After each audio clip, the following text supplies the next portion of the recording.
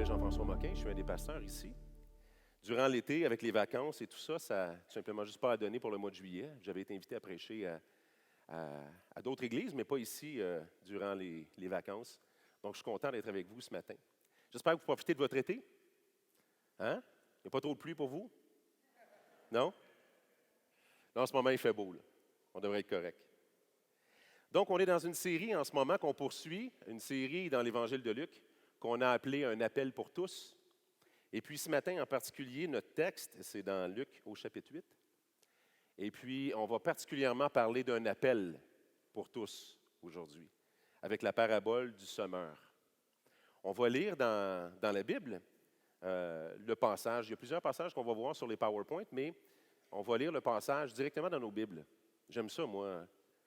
J'aime ça lire dans ma Bible. Tu sais, on dirait que ça sent quelque chose. On dirait qu'on vit quelque chose.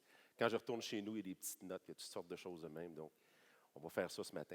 Est-ce que s'il y a des gens qui n'ont pas de Bible avec eux en ce moment, on a des Bibles pour vous. Et puis, vous avez qu'à lever la main et puis quelqu'un va venir vous porter une Bible. Donc, vous pouvez tourner dans l'Évangile de Luc au chapitre 8. Et puis, avant qu'on aille plus loin, tandis que les Bibles sont distribuées, s'il y en a qui ont besoin de Bible, on va prier.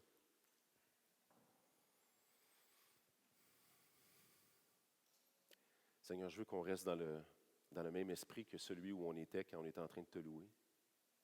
Mon Dieu, tu es grand, tu es beau. J'oublie le reste des paroles, mais Dieu puissant, Dieu très haut, tu es le Dieu d'amour.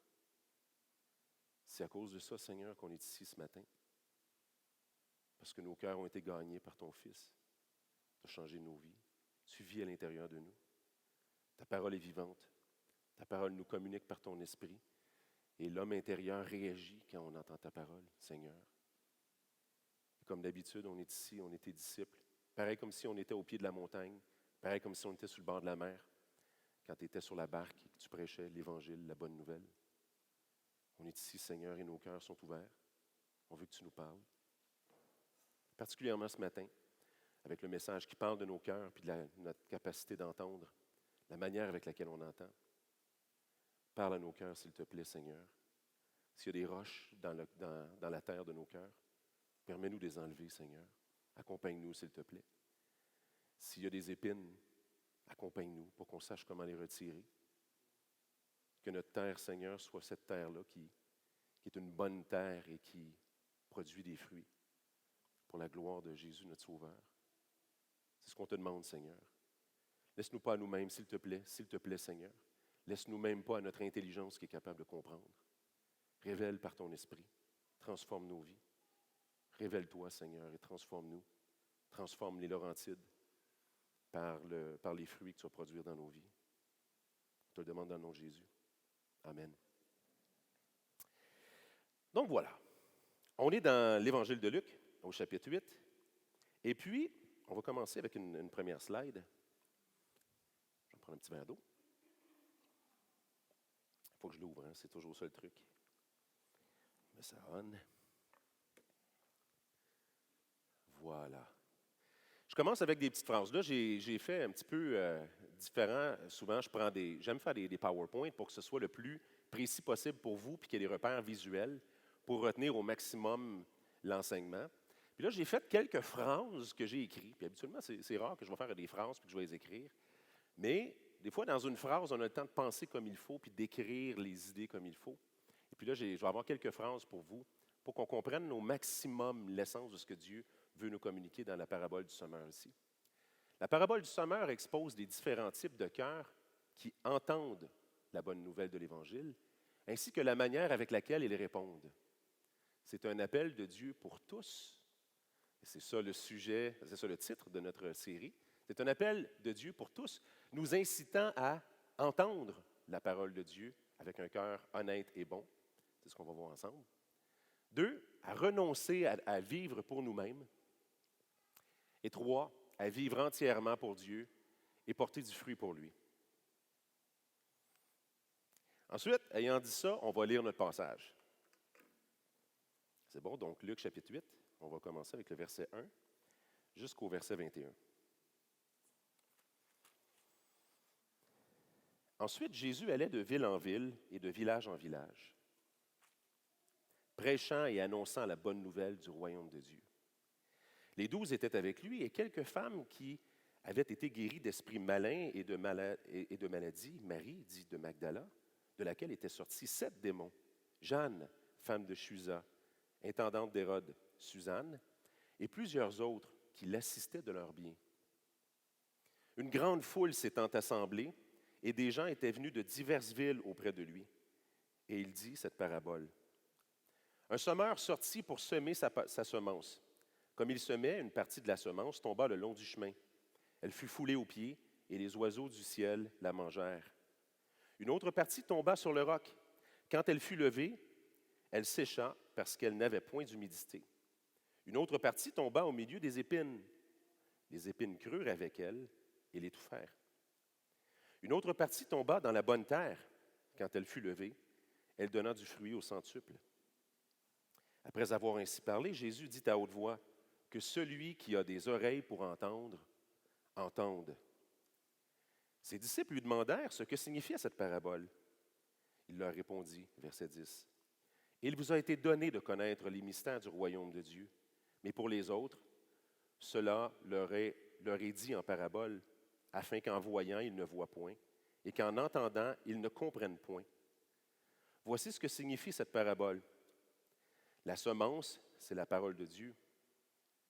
Ceux qui sont le long du chemin, ce sont ceux qui entendent. Puis, le diable vient et enlève de leur cœur la parole, de peur qu'ils ne croient et ne soient sauvés. Ceux qui sont sur le roc, ce sont ceux qui, lorsqu'ils entendent la parole, la reçoivent avec joie, mais ils n'ont point de racine.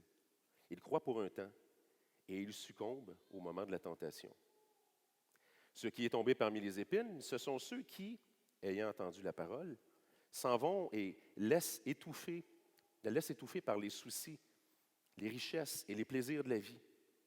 Ils ne portent point de fruits qui viennent à maturité. Ce qui est tombé dans la bonne terre, ce sont ceux qui, ayant entendu la parole avec un cœur honnête et bon, la retiennent et portent du fruit avec persévérance.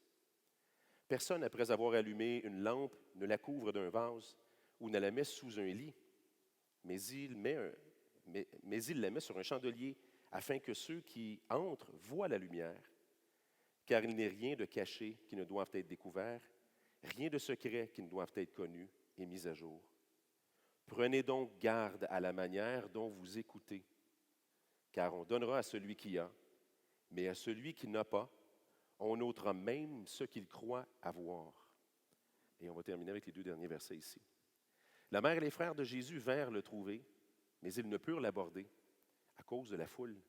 On lui dit, « Ta mère et tes frères sont dehors, ils désirent te voir. » Mais il répondit, « Ma mère et mes frères, ce sont ceux qui écoutent la parole de Dieu et qui la mettent en pratique. » C'est un long passage à lire, mais c'est une histoire. Puis ensuite, on va revenir sur tous les éléments ici. Premièrement, c'est vraiment intéressant de savoir que là, on est dans l'évangile de Luc, et les différents évangélistes couvrent les évangiles d'une façon différente, dans le but d'atteindre des objectifs différents. Différents évangélistes, comme par exemple Matthieu, s'adresse à des Juifs.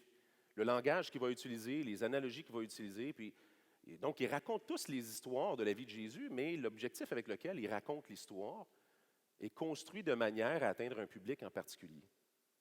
Luc s'adresse plutôt à des Grecs ou des gens qui ne sont pas natifs d'Israël.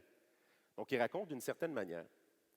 Mais dans l'évangile de Matthieu, la même parabole se trouve au début du chapitre 13. C'est la première des 7 paraboles. Puis en fait, c'est le début de quand Jésus commence à prêcher en parabole. Puis ça, pour le contexte, c'est important de le comprendre. Parce qu'au chapitre 12 de Matthieu, on comprend c'est quoi qui crée un basculement dans un nouveau mode d'enseignement de Jésus. Avant ça, Jésus enseignait, et quand il prêchait dans l'évangile de Matthieu, dans l'évangile de Matthieu, le chapitre 12 est un point tournant. C'est-à-dire qu'il y a les 11 premiers chapitres, puis il y a les autres chapitres à partir du chapitre 13. Mais le chapitre 12, il se passe quelque chose. C'est-à-dire que Jésus était arrivé et il accomplissait tout ce qui avait été annoncé dans la loi de Moïse et dans les prophètes à propos de lui. Et en plus, il fait des miracles qui prouvent que Dieu accompagne son travail. Et en plus, les miracles qu'il fait étaient des miracles qui avaient été annoncés aussi. Donc, en principe, ce qui est supposé d'arriver, c'est que les délégués de Jérusalem, c'est-à-dire le Sanhédrin, ça c'était le gouvernement civil et religieux juif, qui est composé des pharisiens et des sadducéens, mais le Sanhédrin était supposé d'envoyer des délégués pour aller faire une évaluation. Ils l'attendent, le Messie.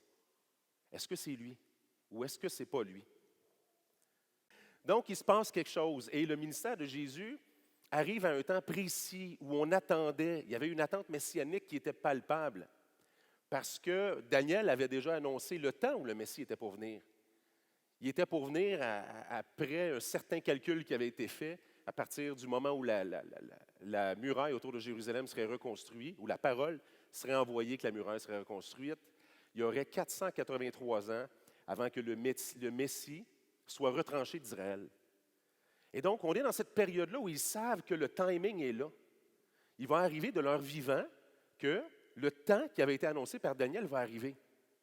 Donc, ce n'est pas juste comme au hasard, là, où quelqu'un arrive, out of nowhere, comme ça, puis il dit « Ah, je suis le Messie ». Il y a un timing qui devait être là. Ils sont dans le timing. Ensuite, il doit accomplir des miracles qui sont précis. Il doit venir d'une certaine lignée. Toutes ces choses-là sont vérifiables.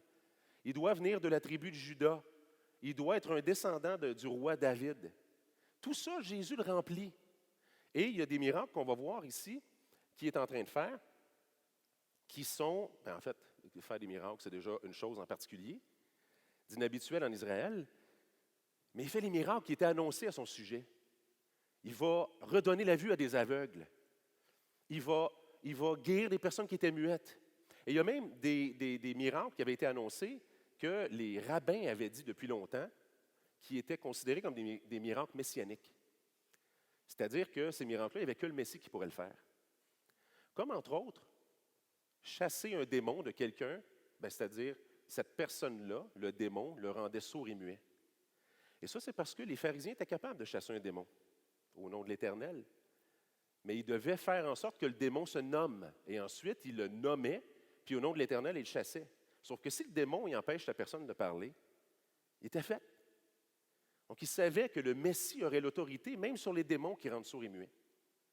Les lépreux, dans la loi de Moïse, Dieu a donné toutes les exigences, toutes les prescriptions pour savoir reconnaître la lèpre, mettre quelqu'un en exclusion quand il y a la lèpre pour protéger le reste du peuple, et ensuite, quand il était pour être guéri de la lèpre.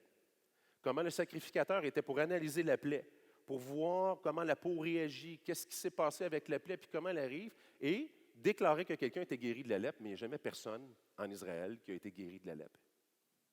Sauf, vous avez l'histoire de Naaman le Syrien, mais qui n'était pas un Israélite.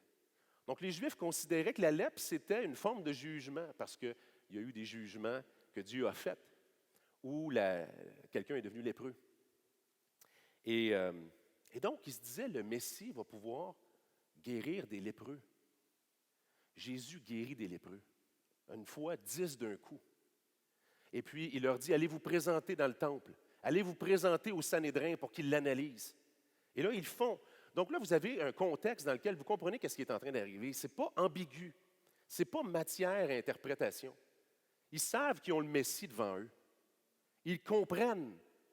Mais le problème, c'est qu'ils exposent leur hypocrisie. Ils leur rentrent dans le corps. Ils ne se tiennent pas avec leur gang. S'il était venu et qu'il avait été de leur gang, il l'aurait tout de suite glorifié puis il aurait dit, ça y est, c'est lui. Parce qu'ils se disent, ça ne se peut pas qu'il soit de Dieu puis qu'il ne soit pas de notre gang. Il faut savoir que les pharisiens, Jésus le dit même d'eux, que leur doctrine est bonne. Donc, ce n'est pas une question de doctrine. C'est une question de cœur. Et leur cœur est exposé. Donc, il arrive quelque chose dans Matthieu au chapitre 12. Tout ça pour dire qu'il arrive dans Matthieu au chapitre 12.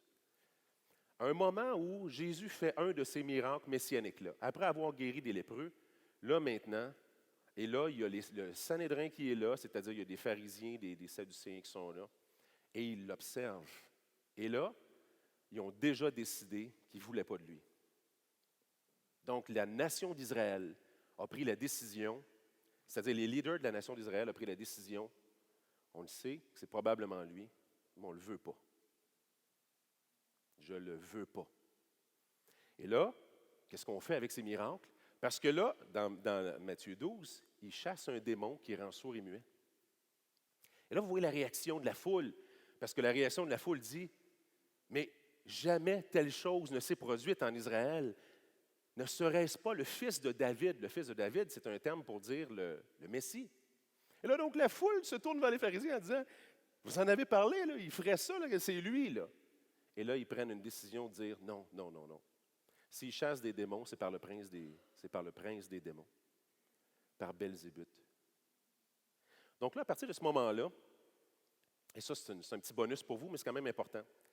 C'est à ce moment précis-là que Jésus se tourne de bord et qu'il leur dit, tous péchés vont être pardonnés aux hommes.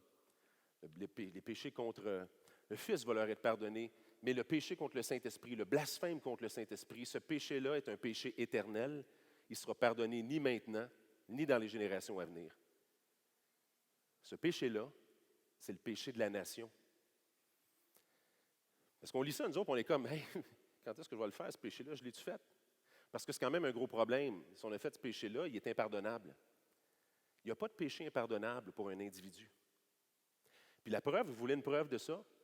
C'est que dans le Sanhédrin, parmi les pharisiens, il y avait un homme appelé Paul, en fait Saul de Tarse. Saul de Tarse était de ceux qui ont refusé le Messie. Saul de Tarse était de ceux qui sont allés persécuter les chrétiens après.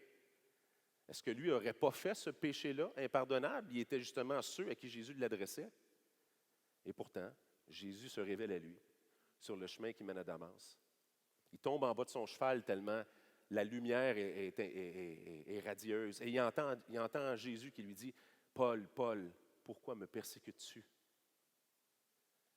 Donc Paul s'est converti. En fait, Saul de Tarse s'est converti, il est devenu Paul. Il ne pouvait pas avoir commis le péché impardonnable. Le péché impardonnable, c'est une génération qui l'a commis. Cette génération-là, elle était celle qui était supposée de recevoir le Messie. Le Messie devait être reconnu par la nation d'Israël, en principe, dans le plan de Dieu. Le Messie devait être reconnu. Il devait le recevoir, il devait devenir une menace pour les Romains, et il serait mort crucifié par les Romains. C'est les Romains qui crucifiaient, ce n'est pas les Juifs. D'ailleurs, ils l'ont fait crucifier par les Romains. Mais là, catastrophe. La nation, la génération qui recevait le Messie l'a refusé. C'est malade comme histoire. Et là, à partir du chapitre 13 de l'Évangile de Matthieu, on a notre première ici, notre première parabole, où là, Jésus leur dit, « Fini pour vous. » À partir de là, il se met à leur parler en parabole et le jugement d'Ésaïe, qu'on va voir ensemble, tombe sur cette génération-là. Le jugement est tombé. Vous ne me verrez plus dès à présent. Il dit ça dans l'Évangile de Matthieu, au chapitre 23, il me semble que c'est le verset 39. Vous ne me verrez plus dès à présent en parlant au Sanhédrin, jusqu'à ce que vous disiez « Béni est celui qui vient au nom du Seigneur », jusqu'à ce que vous reconnaissiez que le Messie, que j'étais le Messie d'Israël. Et cette génération-là, qui va dire « Béni est celui qui vient au nom du Seigneur », la génération d'Israël, c'est celle de la fin des temps, qui va être le reste d'Israël durant la période de la grande tribulation, à la fin des 7 ans, après avoir été protégés surnaturellement par Dieu. Ils se convertissent et demandent au Messie de revenir, et c'est là qu'il revient. Il était venu pour le peuple d'Israël. Le peuple d'Israël l'a refusé. Et quand il revient, c'est à la demande du peuple d'Israël. Et nous, on est une parenthèse entre les deux qui s'appelle l'Église. C'est une longue mise en situation, mais qui nous permet de comprendre pourquoi Jésus parle comme il est en train de parler ici. Donc, puis ça, on le voyait dans Luc. Oups, pardon, je ne suis pas à la bonne place. Attendez une seconde. Ah, je pensais que j'avais une slide pour ça. Je pense que j'ai peut-être plus loin. Mais le passage d'Ésaïe, chapitre 6, donc il y avait un jugement contre cette génération-là. Ensuite, Dieu avait déjà fait un jugement. Il y avait dans Ésaïe, chapitre 6, versets 9 et 10. Puis c'est ce qui est repris ici quand il dit aux apôtres, au verset 10, « Cela vous a été donné de comprendre, mais à eux, Le jugement d'Ésaïe s'exécute sur eux. Puis ce qu'Ésaïe avait dit, c'était, il dit alors, va et dis à ce peuple, vous entendrez et vous ne comprendrez point. Vous verrez et vous ne saisirez point. Rends insensible le cœur de ce peuple, endurcis ses oreilles et bouche-lui les yeux pour qu'il ne voie point de ses yeux, n'entende point de ses oreilles, ne comprenne point de son cœur et ne se convertisse point et ne soit point guéri. Donc le jugement ici, c'était, vous allez l'entendre, mais vous n'allez pas le comprendre.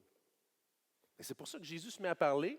C'est pour ça que je cite encore l'Évangile de Matthieu, mais dans l'Évangile de Matthieu, il commence immédiatement après cet épisode-là du blasphème contre le Saint-Esprit, il commence à parler en parabole. Avant le chapitre 12, il s'adressait à eux en disant convertissez-vous, car le royaume des cieux est proche. Et à partir du chapitre 13 dans Matthieu, il leur dit sortez de cette génération perverse et méchante. Donc, il appelle les individus au salut et à l'extérieur de la nation d'Israël, parce qu'ils l'ont rejeté. Mais donc, il leur parle, mais le jugement, il est comme ça. C'est-à-dire qu'il continue à parler devant eux, mais là, il utilise un format maintenant. On pourrait dire que c'est une forme de sarcasme. Tu l'entends, mais tu ne le comprendras pas. Tu l'entends, mais tu ne le comprends pas. De toute manière, tu le voyais, puis tu ne voulais pas le voir. Tu l'entendais, puis tu ne voulais pas le croire. Bien là, tu vas l'entendre, tu ne le comprendras même pas. Mais ceux qui cherchent, par exemple, c'est à eux que la parole s'adresse. Et eux peuvent comprendre. Donc, dans l'Évangile de Luc, on voit que, la semaine dernière, c'est ce qu'on avait vu, dans Luc chapitre 7, verset 39, « Et tout le peuple qui l'a entendu, et même les publicains ont justifié Dieu en se faisant baptiser du baptême de Jean. Mais les pharisiens et les docteurs de la loi, en ne se faisant pas baptiser par lui, ont rendu nul à leur égard le dessein de Dieu. » Donc, on voit qu'il y avait deux types de personnes juste avant, même dans l'Évangile de Luc. Luc connecte ça avec ceux qui ont entendu et à qui ça a produit un résultat, et ceux qui ont entendu et que le dessein de Dieu pour eux a été annulé. Parce que c'était leur attitude de cœur. Donc ça, c'est ce qui précède notre passage dans l'Évangile de Luc. Ici, donc, on voit que ceux qui ont entendu la parole de la repentance, même avec Jean, se sont convertis. C'était ça l'intention de Dieu. Mais il y en a d'autres qui, eux, se sont juste endurcis. Puis il y a la même chose, même jusqu'à ce jour. Les cœurs sont les mêmes. Il ne faut pas lire la Bible en pensant que les gens étaient idiots dans ce temps-là. C'est facile de penser ça, puis de dire il n'y avait pas les technologies qu'on a, c'est des deux de pique. Ce n'est pas le cas. Les cœurs sont pareils maintenant, comme ils l'étaient à l'époque. Mais donc, les concepts clés ici, c'est ceux-là. C'est celui d'entendre. Le concept clé, c'est entendre. Jésus parle maintenant à cette génération en parabole pour exercer ce jugement-là. Et c'est la raison pour laquelle, au chapitre 8, verset 18, on a vu ensemble, la clé est là. Tout le long, il est question d'entendre la parole de Dieu, mais là, au verset 18, il dit « Prenez donc garde à la manière dont vous écoutez, car on donnera à celui qui a, mais à celui qui n'a point, on ôtera même ce qu'il pense avoir. » Oh, je l'ai entendu. Tu ne l'as pas retenu. Tu l'as entendu, mais tu ne l'as pas entendu. Tu l'as entendu, tu ne l'as pas voulu. Ça ne donne rien de la réciter. C'est de l'avoir reçu, la parole, qui a changé quelque chose. Celui qui pense savoir, c'est celui qui est capable de la répéter, la parole, mais n'a rien fait dans son cœur. Donc, c'est ça le concept clé ici. Prenez garde à la manière dont vous écoutez, car on donnera à celui qui a, mais à celui qui n'a pas, on enlèvera même ce qu'il pense savoir. Donc, on va entrer dans nos paraboles. Ah, ben oui, il me semblait que j'avais fait une slide là-dessus. On va le relire. Alors, il dit alors, « Va et dis à ce peuple, vous entendrez et vous ne comprenez point, vous ne comprendrez point. Vous verrez et vous ne saisirez point.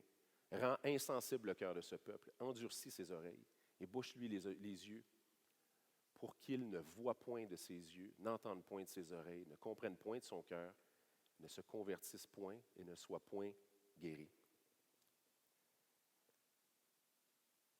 Voilà. Donc, avant d'entrer là-dedans, là, puis là, ça va vous aider à vraiment bien comprendre. Bien comprendre, c'est quoi les différentes terres. Puis c'est quoi la différence entre la deuxième terre et la troisième terre? Ils ont l'air semblables. Il y en a une qui a des roches. La parole entre, il l'entend avec précipitation. Mais il n'y a pas de profondeur, il n'y a pas d'humidité. Elle pousse à peine qu'elle s'étouffe parce qu'elle n'a pas d'humidité. Puis la troisième, c'est celle qui est dans les épines. Elle la pousse, mais elle ne peut pas produire de fruits, elle s'étouffe. Donc, c'est une question, il faut comprendre. Ça j'ai souvent insisté là-dessus parce que c'est une chose que j'ai vraiment comme réalisé. Je pense qu'il y a une erreur des fois dans notre façon moderne de comprendre l'Évangile. Je ne sais pas si c'est si moderne que ça, en passant. Je pense que c'est vieux à peu près comme depuis le début de l'histoire de l'Église ou peu après dans le livre des Actes. On voit que c'est ça. Dans l'Ancien Testament, quand Dieu rachète Israël, il les rachète pour lui. Ils étaient des esclaves. Ils ont été rachetés pour devenir des esclaves d'un nouveau maître. Donc la question, ce n'est pas de devenir libre ou esclave. La question, c'est de savoir de quel maître on est esclave. Ils sont maîtres de celui qui les a rachetés par le sang, qui a porté sur lui c'était une image du sang de Jésus qui était pour venir, le sang qui a été mis sur les poteaux. Mais il les a rachetés pour qu'ils deviennent son peuple. Donc, ils appartiennent à l'Éternel. C'est une erreur de penser qu'on s'appartient à nous-mêmes. Et ça, le concept de la rédemption dans l'Ancien Testament, il est le même que dans le Nouveau Testament. Avant qu'on vienne à Jésus, on est mort dans nos péchés, c'est-à-dire qu'on est sous la condamnation de Dieu. On ne s'appartient pas beaucoup quand on ne s'est pas créé puis qu'on ne peut pas garder notre vie. On n'a pas de contrôle, ben. Donc, on est venu au monde dans une condition, puis on ne peut pas sortir de cette condition-là, de la condamnation de Dieu, par nous-mêmes.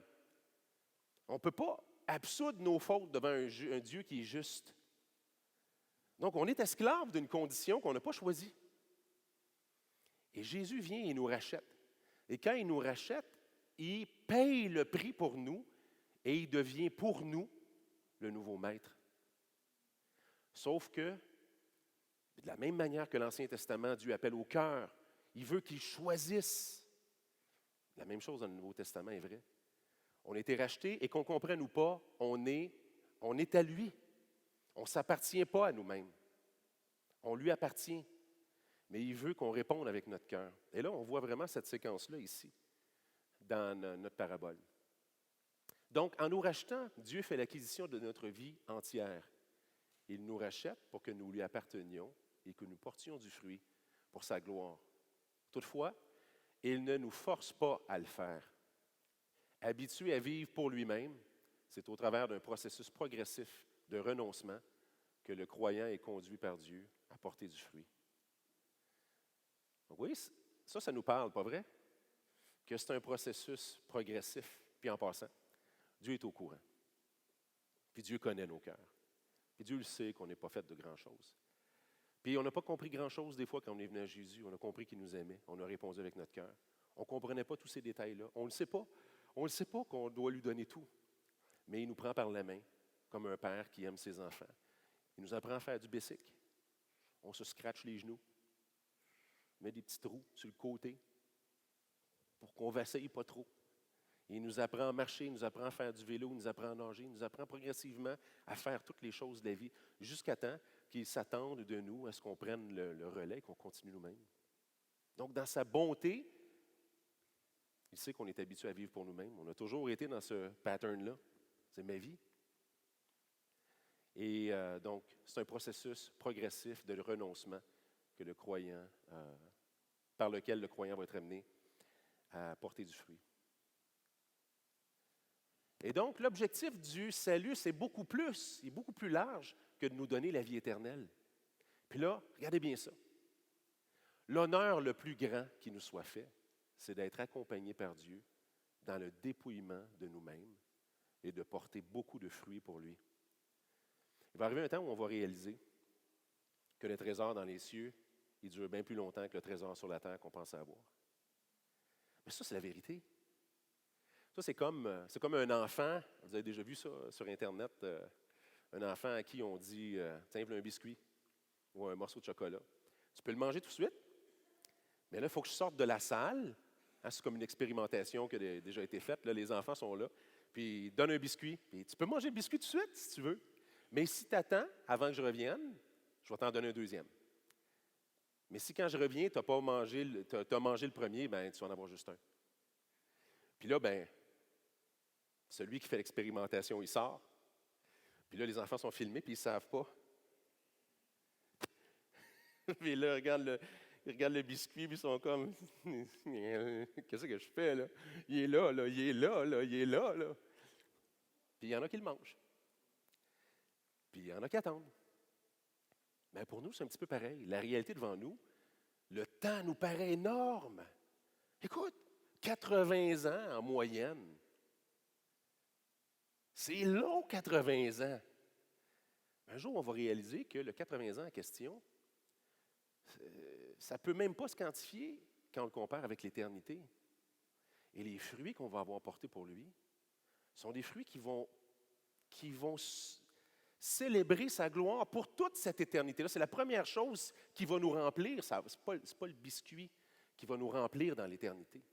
Ce n'est pas le fait qu'on a eu une couronne ou une récompense. C'est pas ça. On va le réaliser qu'on lui appartient, que tout est pour lui quand on va être dans l'éternité. Ce qui va être notre plus grande gloire, c'est de réaliser que notre vie, elle a été utile et pour l'éternité, elle a ses répercussions de la gloire de Dieu. Mais il va y avoir ces récompenses-là aussi que Dieu donne. Parce que ça vaut plus. C'est de ça que Jésus parle. Quand il dit « Ne vous accumulez pas des trésors sur la terre, là où la teigne et la rouille détruisent, là où les voleurs percent et dérobent. Mais accumulez-vous des trésors dans le ciel, où la teigne et la rouille ne peuvent pas détruire, où les voleurs percent ni ne dérobent. Car là où est ton cœur, là aussi. » Ouais, c'est quoi le reste? J'ai un blanc de mémoire. Là, ton trésor, bon, c'est ça, ça me prenait l'assemblée. Là où est ton cœur, là aussi seront ton trésor. J'ai vraiment eu un blanc de mémoire dessus, je suis désolé. Si notre cœur est attaché à marcher avec Dieu, c'est là qu'est notre trésor. Si notre cœur est attaché à notre intérêt, c'est là qu'est notre trésor. C'est comme ça que ça marche. Donc ici, c'est vraiment ça qu'on doit comprendre puis qui est relaté ici.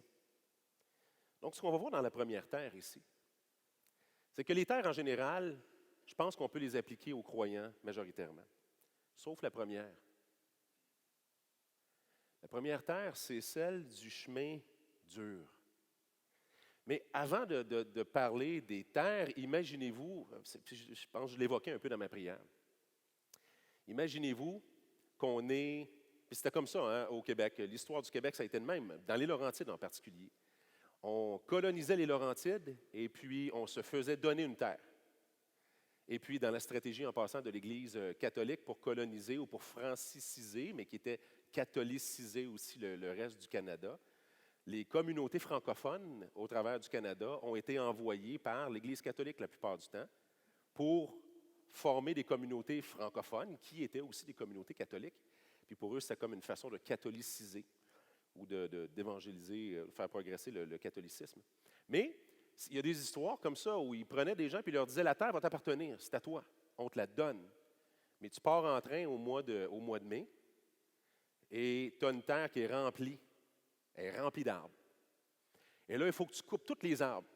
Quand tu vas avoir coupé les arbres, il faut que tu te construises une maison avec parce qu'après, il y a l'hiver qui arrive. Le seul aide qu'on te donne, c'est la terre. Puis un petit peu d'argent pour être capable de subsister entre les deux. Puis pour vrai, il y a des histoires, là, écoute, là, ils travaillaient comme des brutes. Tu peux t'imaginer que tout l'été, il fallait qu'ils construisent une maison, il fallait qu'ils préparent la terre, qu'ils enlèvent les souches, qu'ils enlèvent les roches, parce que l'année d'après, il fallait qu'ils commencent à semer. Puis là, ils étaient pour vivre de ça. Mais là, il y a du monde qui se sont retrouvés dans un délai administratif, puis qui sont arrivés au mois de juillet. Puis eux autres, c'est une histoire de catastrophe. Ils n'ont pas été capables de construire leur maison puis de défricher la terre à temps. Puis ça n'a pas marché pour eux, ils ont tout perdu. Ils se sont retrouvés à geler durant l'hiver, mettons en Alberta, puis un petit peu partout comme ça. Puis dans les Laurentides, ça a été comme ça aussi. Mais c'est quelque chose d'équivalent que Dieu veut faire avec nos vies. La terre en question est remplie de toutes sortes de choses quand on vient à Jésus. Quand on entend la parole même, elle est remplie d'un paquet d'affaires. Il y a des chemins. Puis le chemin en question, c'est de la terre tapée. Il ne pousse pas grand-chose là-dessus. Ensuite, il y a des roches à la grandeur. Il ne pousse pas grand-chose dans les roches. Et puis, il y a des plants d'un paquet de cochonneries, comme des plants d'épines. Et c'est ça l'exemple que Jésus donne ici. Et ce que Dieu veut faire avec notre vie, c'est d'enlever ces choses-là.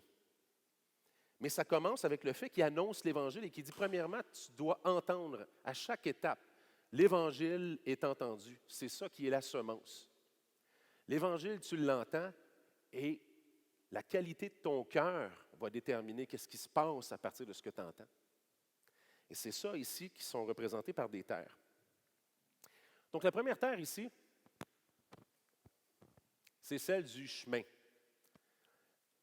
Bon, ce que Jésus dit, c'est que la semence tombe sur le long du chemin, et puis les oiseaux viennent, et puis ils prennent immédiatement la semence, et puis ils partent avec, pour pas qu'ils entendent et qu'elle ne fasse pas son effet. Donc ça, c'est la stratégie du diable. Celui qui est endurci, en particulier, on pourrait dire qu'il a invité les oiseaux. Ça, c'est le pharisien. Quand il est dit dans Ésaïe chapitre 6 qu'il va endurcir leur cœur, puis il y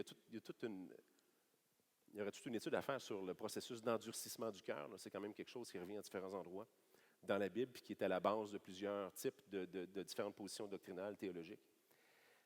Mais le processus d'endurcissement, c'est qu'une personne, elle entend la parole, et là ça t'affecte. Tu reviens chez vous, tu es troublé. Mais là, tu as deux choses que tu peux faire. Tu peux vouloir, écoutez, en passant, Nicodème est un de ceux qui faisait partie de la gang qui ont rejeté Jésus.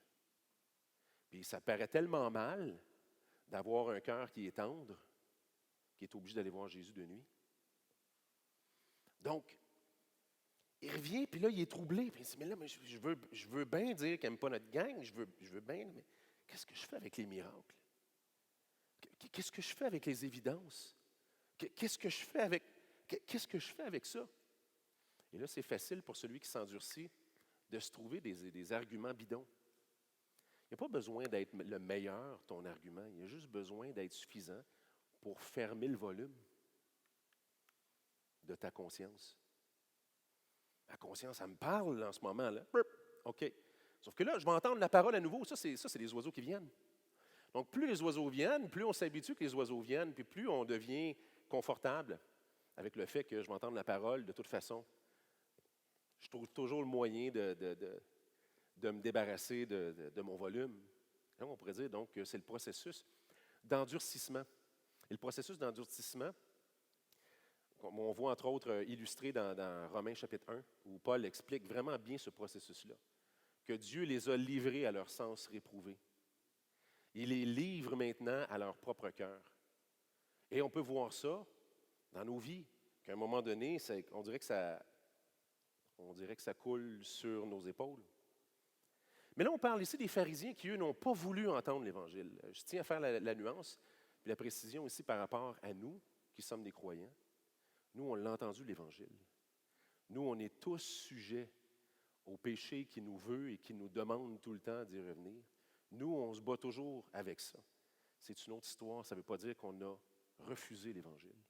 Mais c'est quand même pour nous un encouragement à reconsidérer notre cœur et à connaître le mécanisme quand il arrive. Nous, on n'a pas besoin des oiseaux. C'est la stratégie du diable pour pas que la parole fasse son effet. Nous, on peut aller pleurer dans la présence de Dieu. Nous, on peut aller plaider notre cause. Notre cause, c'est celle du sang de Christ, qui est la vérité pour nous. Notre péché, il a été couvert par Christ. Nous, on a accès à ça, et c'est à ça que, et c'est drôle d'une certaine manière, le diable va toujours envoyer ses oiseaux pour nous dire, va pas dans la présence de Dieu. Reste chez vous, man. Cache-toi. Laissez tranquille, hypocrite. Ce n'est pas le langage du Saint-Esprit. Le langage du Saint-Esprit dit, entre dans ma présence, enlève les oiseaux, reçois la parole, pleure dans ma présence, invoque mon nom, crois à mon soutien. Donc, c'est important de voir la nuance. Ici, je pense que dans la terre, il est en train d'illustrer les pharisiens, ceux qui étaient endurcis. Mais des fois, celui qui est indifférent aussi. Ça peut être celui qui entend la bonne nouvelle de l'Évangile. Lui, il l'entend, puis il est comme, oh, je m'en fous. C'est les oiseaux qui viennent. Puis ça, c'est le diable. Le passage dit ici que le diable, il vient comme des oiseaux, puis il prend la semence. Quelqu'un qui n'a pas d'intérêt. L'encouragement pour la personne qui entend. Je ne sais pas, moi, je sais pas qui est ici. Peut-être que quelqu'un d'entre vous, vous avez été invité, puis vous vous dites, ou vous écoutez sur Internet, puis vous dites, je ne sais pas pourquoi tout le monde tripe sur Jésus de même. L'indifférence. Considérez que le rôle de l'ennemi, c'est de vous empêcher de croire. C'est ça qu'il veut, lui. Laissez-la rentrer. Et si c'était réellement le Fils de Dieu? Et si il était réellement mort pour mes péchés? Et si il m'avait aimé assez pour ça? Et si c'était vrai? C'est la première manière de se débarrasser des oiseaux. Donc, dans la première terre, la solution, c'est que celui qui est en possession de ce cœur-là ou de cette terre-là, il doit chasser les oiseaux et recevoir la parole avec joie. Recevoir la parole avec joie, c'est ce que la deuxième terre fait. La deuxième terre,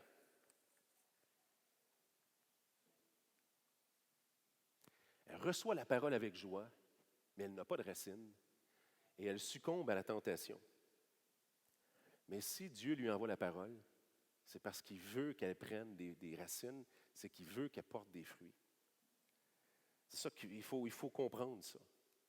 Dieu veut porter du fruit dans notre vie, mais celui qui reçoit avec joie, il l'entend puis il se dit, « Ah, moi, Jésus, oui, moi, Jésus, oui, je réalise qu'est-ce qu'il a fait pour moi. » Sauf que, il ne cherche pas à aller plus loin. C'est comme si, lui, il aime entendre plus qu'il veut être à Dieu. Puis c'est un début.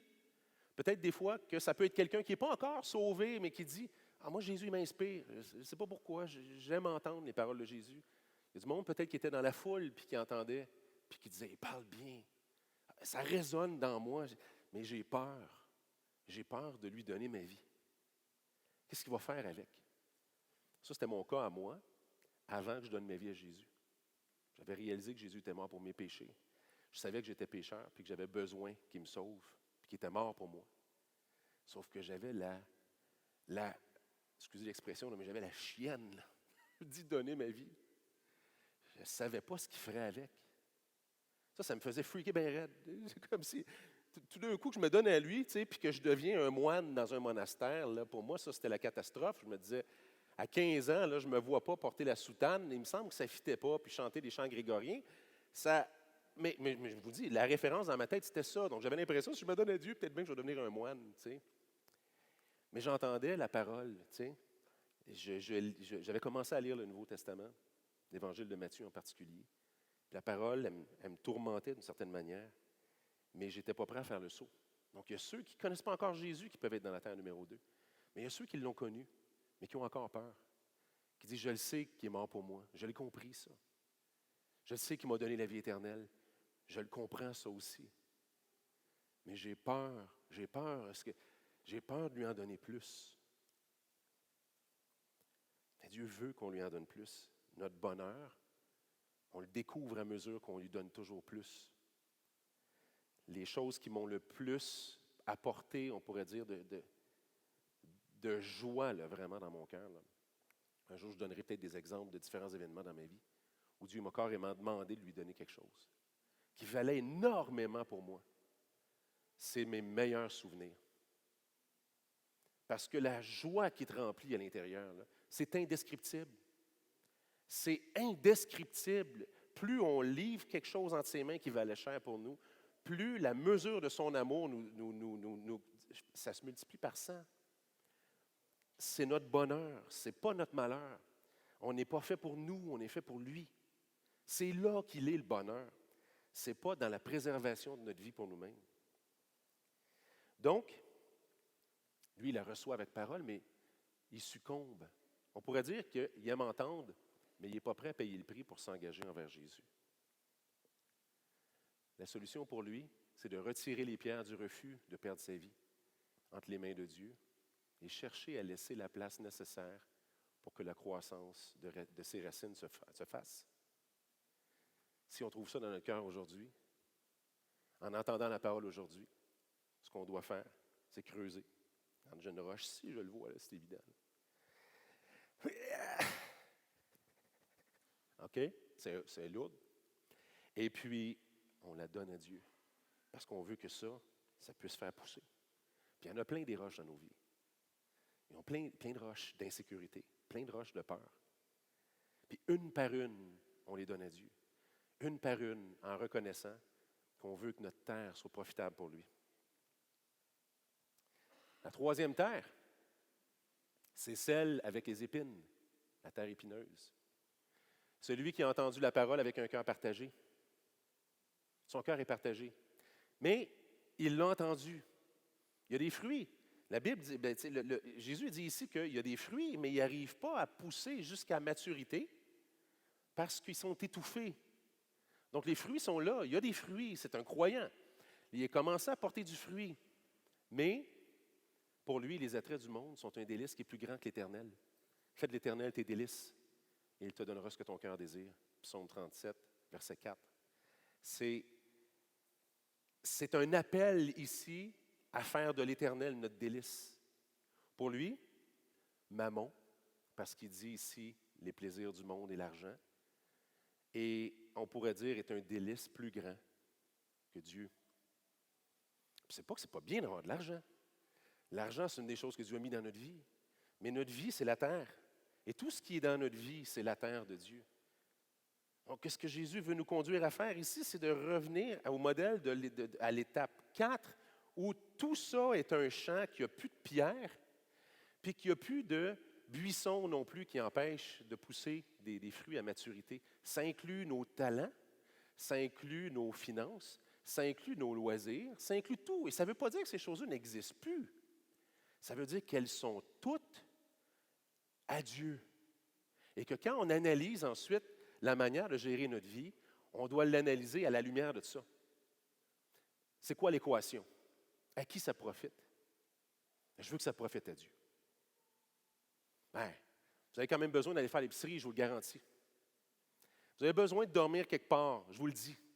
Donc, ça ne veut pas dire de se dépouiller de tout, ce n'est pas ça dont est question. Mais ça veut dire qu'on considère, je suis une terre qui appartient à l'Éternel, puis il n'y a plus rien là-dedans que je vais réclamer pour moi. Mais au travers de ce processus-là, il faut que je prenne soin des besoins normaux de ma vie. Mais je veux qu'il porte des fruits.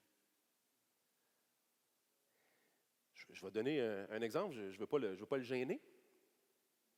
Mais il y a quelqu'un qui est un serviteur en formation dans l'Église, que je regarde présentement ici, qui a une profession dans laquelle il excelle et qui est payante. Et que Dieu a conduit à partir du Brésil jusqu'ici pour tout mettre ça dans la terre de l'Éternel. Je sais que je te gêne en disant ça. Ça sort spontanément, mais c'est un exemple parce que la terre est devenue précieuse. Puis c'est pas que tout le monde n'a pas l'appel de faire ça, mais c'est un exemple d'analyser sa vie puis de dire, je veux que ça serve, je veux que ça serve. J'ai ces dons-là, ils servent à plein d'affaires différentes. Comment est-ce qu'ils peuvent servir pour Dieu? Comment est-ce qu'ils peuvent produire du fruit pour Dieu? Et puis, afin que rien n'empêche plus sa vie. Lui, c'est ça qu'il doit faire. Il doit tout enlever, afin que rien n'empêche plus sa vie de produire le plus de fruits possible pour Dieu. Il doit arracher de son cœur la végétation nuisible qui lui fait concurrence. Être prêt à vivre pour Dieu complètement. Puis la terre numéro 4, ça va de soi. C'est la bonne terre. Il a entendu la parole, lui, mais avec un cœur, Jésus dit avec un cœur bon et honnête. Ou honnête et bon. Honnête et bon pour lui veut dire donc qu'il est un cœur complètement livré à Dieu. Et ça, c'est l'appel pour tous ici. Que notre cœur soit complètement. Puis vous pouvez vous dire, oui, mais ma terre, elle a un méchant paquet de roches. et de buissons. Votre cœur peut être honnête et bon quand même. Un cœur honnête et bon, c'est un cœur qui entend et qui prend les roches une par une, qui coupe les buissons un par un. Si votre vie, vous vous dites, ouais, mais moi, je n'ai pas la terre numéro 4, ce n'est pas une catastrophe. Le but de cette parabole-là, c'est de faire comprendre que vous entendez et ça se passe bien quand votre cœur entend et qui relève chacune des roches une par une. Il y en a des petites, il y en a des grosses. Mais continuellement, on dit à Dieu, je ne veux pas arriver à un temps dans ma vie où il y a, là, non, ce roche-là, excuse, non. Donc ça, c'est une terre qui est un cœur honnête et bon. C'est ça qu'il faut qu'on cultive. Jusqu'à ce qu'ultimement, on ait l'impression, où on se sente, qu'on se dit, j'ai l'impression que de plus en plus, le terrain, il pousse partout. Je sais, il y a encore cet endroit-là ici où ça ne peut pas pousser. C'est ça, c'est là-dessus qu'on va travailler. Mais donc c'est important de comprendre que ce n'est pas une comparaison de quantité de fruits qui poussent. Le but, c'est de comprendre la qualité avec laquelle on entend et puis la manière avec laquelle on répond. Lui, il retient la parole et la met en pratique.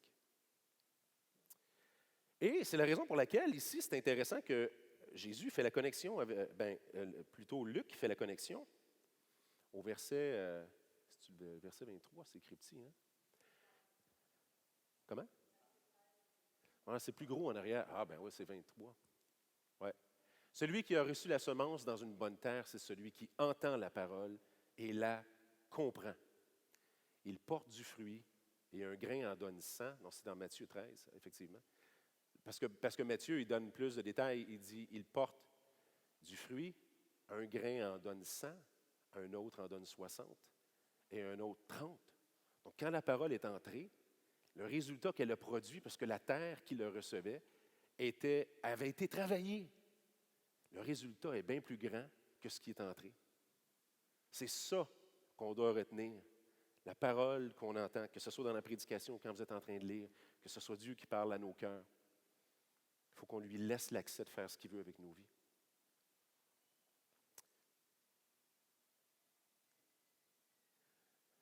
C'est-tu parce qu'on est rendu au bout? Donc, en conclusion,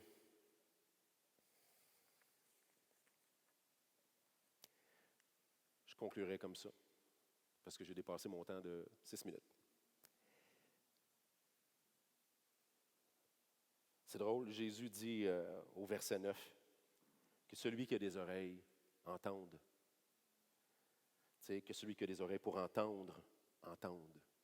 C'est la formule qui revient même quand Jésus parle aux 7 églises d'Apocalypse 2 et 3, qui dit que celui qui a des oreilles pour entendre, entende. C'est solennel. Mais c'est ça le secret.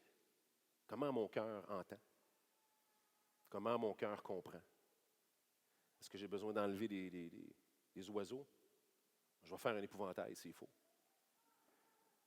Si c'est là que je suis, c'est ça mon étape. Il faut que j'enlève les oiseaux. Il faut que la parole puisse tomber dans une bonne terre. Qu'est-ce que j'ai besoin de faire? J'ai besoin d'enlever des pierres. J'ai besoin d'enlever des buissons. Seigneur, porte du fruit dans ma vie. Que celui qui a des oreilles pour entendre, entende. Et on va prier en terminant.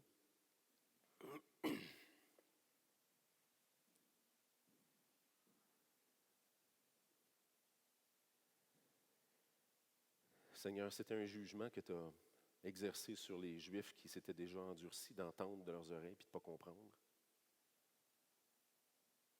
Nous, c'est un privilège que tu nous donnes d'entendre et de pouvoir comprendre. Seigneur, je te demande de nous montrer chacun d'entre nous les endroits dans notre vie où on doit enlever des roches suite à ce qu'on a entendu, où on doit te consulter, te chercher plus, où on doit cheminer. Je te demande, Seigneur, de faire en sorte que chacun d'entre nous, on soit équipé à reconnaître ce mécanisme-là dans nos cœurs. Permets-nous, Seigneur, de ne pas être livrés à nos cœurs qui entendent mais qui ne comprennent plus. Sois avec nous, Seigneur. Révèle-toi, s'il te plaît. Que ta parole porte du fruit dans nos vies et qu'un grain porte 100, un autre 60 et un autre 30 pour un quand on sera devant toi. Il va arriver ce jour-là. On va te voir avec nos yeux. Tu vas être assis sur ton trône, Seigneur. On le voit dans Apocalypse 4. Les 24 vieillards sont là avec les couronnes des récompenses que tu leur as données. Tellement conscients qu'il n'y a rien qui nous revient. Tu as tout fait dans nos vies, Seigneur. C'est toi qui as fait pousser. Qui dépose des couronnes à tes pieds, Seigneur. Il va arriver ce jour-là où on va te voir. Tu vas être là, sur ton trône, et on va déposer nos couronnes à tes pieds. La course va être terminée, Seigneur. Permets-nous d'entendre au maximum de notre capacité. Bon et fidèle serviteur. C'est tout ce qu'on veut entendre, Seigneur. Donc, que ta parole fasse son effet dans notre cœur aujourd'hui. On te le demande, Seigneur, pour que tu sois glorifié, que tu portes du fruit. Dans le précieux nom de Jésus. Amen. Bon dimanche. Je vais demander aux musiciennes de s'avancer.